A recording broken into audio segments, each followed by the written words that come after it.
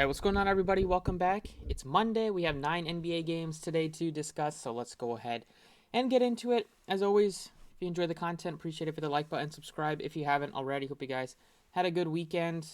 Got a couple weeks left of the regular season, then we're going to be heading into playoff mode, so not too many of these monster slates left in the year. Let's try to get something big taken down. That is the goal. Let's go ahead and get started with the point guard position. We have Luka Doncic. He's $12,000 going up against the Minnesota Timberwolves. Last couple of games, Luka has been disappointing. From a fantasy perspective, only played 30 minutes because it was a blowout against Charlotte. Shot terribly against Philly. But so 2 bad games in a row, but before that, he does still have that monster upside. He put up 68 against Brooklyn, 62 against Houston. Its matchup is amazing against Minnesota. They are the fastest team in the NBA. They give up a ton of points. They're at home in Dallas. It should be a good one for Luka. The only problem is he's 12,000, and we have Kevin Durant at 10,700. So I slightly prefer Durant, just saving $1,300, but Luka is definitely in the mix. This would not be surprising if he has a triple-double and puts up like 70, 75 fantasy points today. Harden is 10K going up against Miami. I'm not too interested in the Philly studs today. I'd rather get to Luka or get to Kevin Durant. SGA is questionable. He's been questionable a couple times. I felt like they probably just wanted to give him the day off yesterday. I think he should be good to go against Boston today, but not the easiest matchup at all. McCollum is 92. We have a questionable tag on Brandon Ingram, so if he's in, then that's not going to be good for McCollum at $9,200. Westbrook, couple of good games in a row from him. Don't know how much we can count on that, most notably because he shot 10 of 15 and 8 of 14. I guess that 8 of 14 is more realistic, but that one went to overtime. 10 of 15 is not really realistic for a guy like Westbrook, so I will pass on 9,000 for Russell Westbrook unless LeBron happens to sit, which you never know it's going to be possible. Going with some value here, Simons apparently hasn't been ruled out yet, but I don't know if he'll play or not. They said he's going to be out 1 to 2 weeks. He's been 1 week. He's like a week and a half right now. We'll see. I have him out right now, but we'll definitely get that news this afternoon. It is the first game of the night, 7 o'clock start for the Blazers, heading to Detroit. Going further down here, you have Kevin Porter Jr., good matchup against Washington. You can play him if you wanted to go with mid-range option. Further down in the 5K range, you have a couple of good options here. Dragic is $5,300. He's pretty affordable, playing 36 minutes the last couple of games without Kyrie, and Irving is not going to be able to play yet in this one, so I definitely like Dragic's price. I think you can also make a case to get to Seth Curry if you wanted to. And then you have some decent value down here, especially if Simons isn't able to play. We've seen Chris Dunn finally start to, now that he's healthy, he's starting to get some minutes with the Blazers, especially with how thin they are. Was just acquired recently by them, and he's getting 24 to 28 minutes a game the last couple.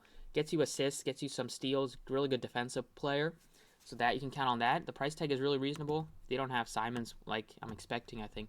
Dunn, you can count on him to maybe get you 7 to 10x, which would be awesome. Like 10x would be the ceiling from him, but definitely can get you mid-20s, which would be great at $3,800. At shooting guard, not looking at Harden much.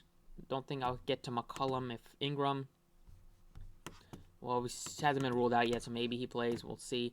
I don't know if he will. Probably won't. But McCollum is fine at 92 if Ingram is out. We have some other good plays here that we can look to. If you wanted to go with a $6,000 option or $7,000 option, you have Edwards and Levine at pretty good price tags. In the 6K range, you have 6K for Jalen Green. Pretty scoring dependent at times, but he has been putting up some decent scores, but still gives you that low floor if he's not hitting shots. So much more of a tournament option for him.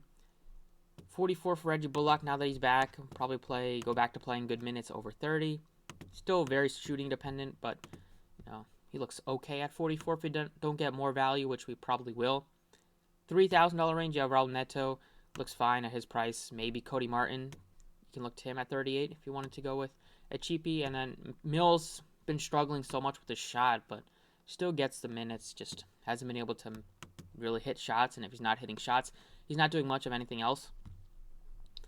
Small forward, I'm go ahead and put in Kevin Durant here at 10.7. He's probably going to be looking to pay up for one of Durant or Luka, if not both, depending on the value that we have. It's tough to do that right now to pay up for both, but Durant is just so good with his shooting. You can count on him to put up good scores every single night. It's just the peripherals. You're going to want him to get some good peripherals. Paying 10-7 for him against Utah. Utah's banged up a little bit, and they are on a back-to-back. So expect the Nets to be able to get the win in this one. If still think it's a good chance it'll be close, but Durant's going to have to play. Will continue playing big minutes in any sort of close game. Other options at small forward would be Jaylen Brown. 78 looks good on. You can play him at 2 spots, so that's really easy to get to. 56 for Seth Curry looks pretty appealing, just because he's pretty affordable, gets good minutes. I like Curry more than Bruce Brown now that he's back. Pokusevski, depending on the news we get from SGA, I expect him to play, so I'm not too interested in the rest of the OKC guys. Just a tough matchup going up against the Boston Celtics, and they are on a back-to-back, minus SGA, who didn't play yesterday. And those are the main pieces. Don't really see too much below 4,000 that I want to get to.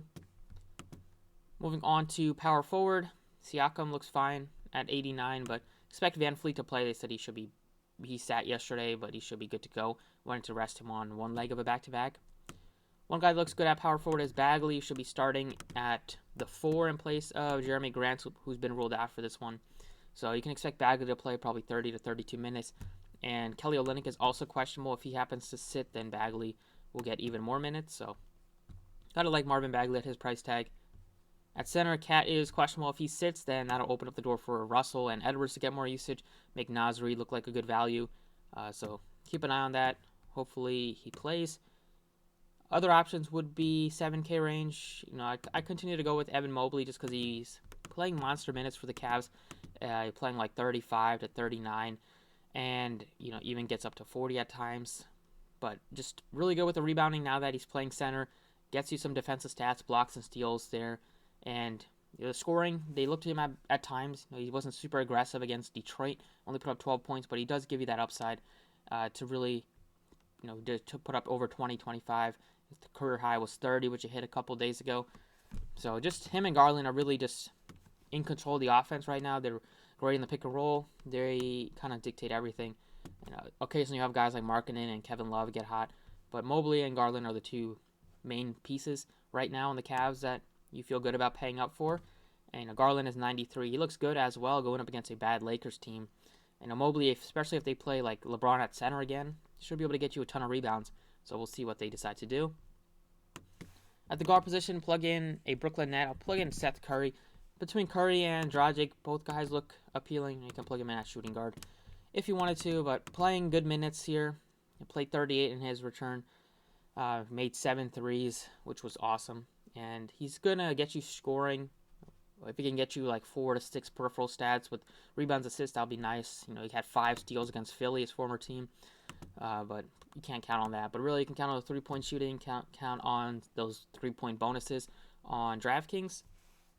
And then the last guy I'm going to plug in is Robert Williams, just because he's super affordable.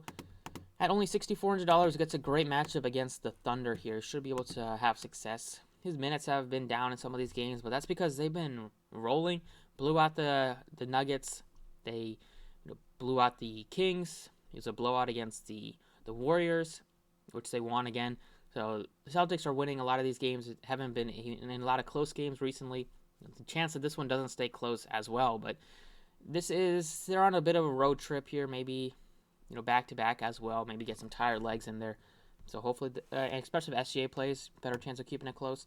But I like Williams at 64 anyways. He should be able to have success, even if he only plays like 24, 25 minutes. And if it happens to stay close and he plays over 30, then you can get anywhere from over 40, 45 fantasy points. So that's about it. I like paying up for some of these centers here, power forward. You get a Bagley, Mobley, Williams, Durant. Get you some cheap guards, Dunn, and Curry. So that's about it for DraftKings. Let's go over to FanDuel. All right, so for FanDuel, I got the picks on the screen here. I plugged in VanVleet at point guard because they said he's going to play Monday. He sat out Sunday. He's only $7,300, so he looks awesome. I plugged in Luka as well. I like Luka more than Kevin Durant on FanDuel just because he's $200 cheaper compared to $1,300 more expensive on DraftKings. So a lot easier to get to Doncic, especially with how good of a matchup it is. But other options would be definitely Cade Cunningham without Jeremy Grant. Gets you a lot more usage here. Can go down to Fred VanVleet at $7,300. We also have Russell is just super cheap, especially if there's no Cat.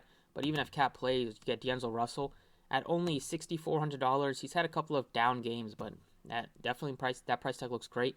Get to Kevin Porter Jr. if you wanted to. Seth Curry looks better on DraftKings, but still playable. I might think you can get to Dragic instead of Curry, saving over $1,000 there. And then now that Dinwiddie's back, and now that Bullock's back, Brunson is fine, but he's not a priority. And then I'm not looking at Dunn on FanDuel at 49. I'd rather play him on DraftKings. At shooting guard, Luka is the best pay up here, not even close, 10-6. Looks way better than Harden, looks way better than SGA. Garland looks good as well, but his price tag has come up slightly. But you can also get to Mitchell and McCollum instead of Garland if you wanted to. Both guys are a lot cheaper. I mean, not a lot cheaper, but a couple $100 cheaper can make a difference. I like McCollum a lot if there's no Ingram.